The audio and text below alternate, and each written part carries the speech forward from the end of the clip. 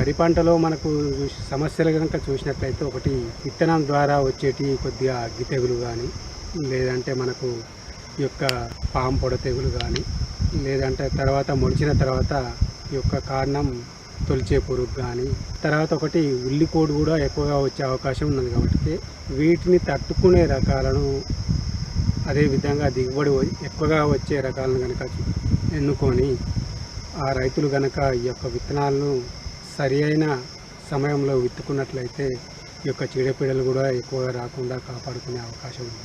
దాంట్లో వరి విత్తనాలను కనుక ఎకరానికి ఒక 25 కిలోలను తీసుకొని వాటిని నానబోసేటప్పుడు ఒకసారి విత్తన శుద్ధి తప్పనిసరిగా చేసుకోవాలి.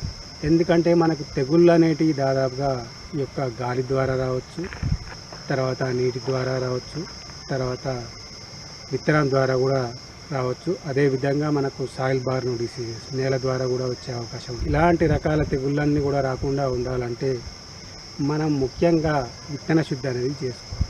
ఈ విత్తన శుద్ధిగా కూడా మనకు మార్కెట్లో లభ్యమయ్యేటువంటి రసాయన మందులతోటి కానీ, లేదంటే జీవన ఎరువులతోటి కానీ, లేదంటే జీవ రసాయనాల ద్వారా కానీ ఈ యొక్క విత్తన శుద్ధి అనేది చేసుకోవచ్చు.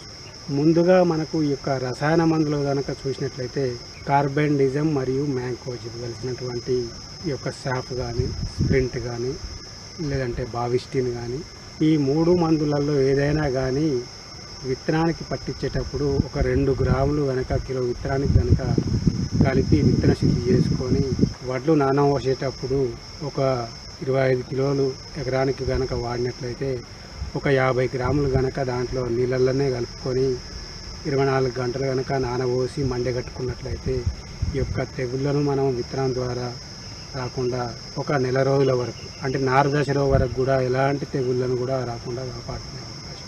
తర్వాత నారు దశలో వచ్చే ఇంకోటి మనకు ప్రధాన సమస్య ఏంటంటే వరిలో ఈ యొక్క మొగిపురు యొక్క రెక్కల పురుగులు కానీ ఇవి చాలా తిరుగుతున్నాయని చెప్పేసి చాలామంది కూడా చాలా రకాల మందులను కూడా పిచికారీ చేయడం జరుగుతుంది. దానికి బదులుగా కనుక మనం చూసినట్లయితే ఈ యొక్క వేప నూనెను ఒక 5 ml లీటర్ నీటి కనుక కలిపి పిచికారీ చేసుకున్నా కానీ, దీంతో పాటుగా కూడా అస్టాప్ పొడి ఎసిపేట్ అనే మందును కూడా 1.5 గ్రాముల లీటర్ నీటి కనుక కలిపి పిచికారీ చేసుకున్నట్లయితే వాటి యొక్క రెక్కల పురుగులను కానీ, లేదంటే వాటి యొక్క గుడ్డు దశలను కానీ నాశనం చేసే అవకాశం ఉంది.